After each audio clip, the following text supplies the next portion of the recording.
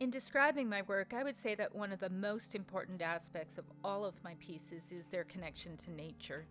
In this time where people are lamenting that we don't even know our neighbors, for me the lament is even larger than that.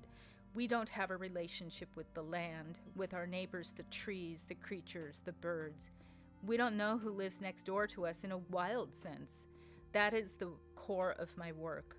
All of these things have some kind of connection for me, some interaction I've had with a creature in a dream or in reality.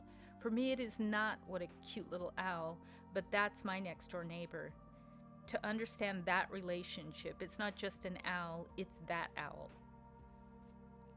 There's something to the bead embroidery, taking pieces of glass, taking small pieces and turning them into something larger, but also the sewing of it. The piercing of the fabric, the thread that interconnects, the backing up to strengthen the stitch, the tying off of the knots, that is all done in a meditative way.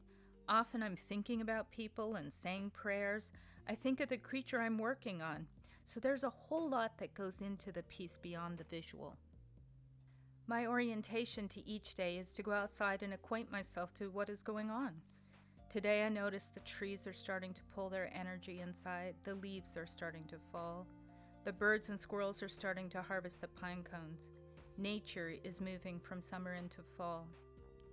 I've always known in my heart and in my soul a connection with the old ways, resonating with my ancestral background that has always been deeply connected to nature.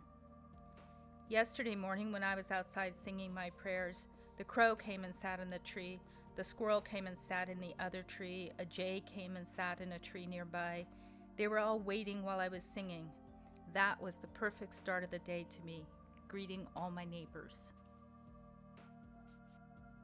I began doing bead embroidery as a result of a dream. In this dream, I'm in this Irish shop and there's this grandmother sitting in an armchair in the middle of the shop, and she calls me over and she indicates that she has a gift for me. She looks a little bit like a lizard, and she has the staff people bring out these trays, and on these trays is this intricately woven necklace, but it's all in pieces.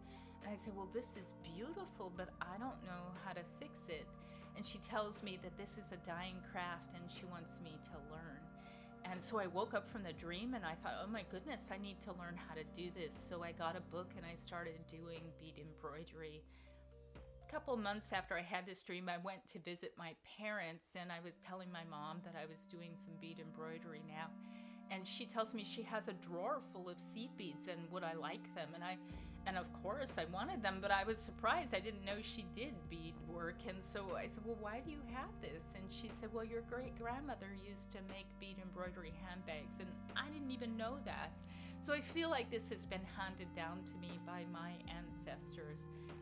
In my work, I often use little bits of jewelry or buttons. My grandmother and my great-grandmother lived during the Depression, and they would clip the buttons off of worn things and save them.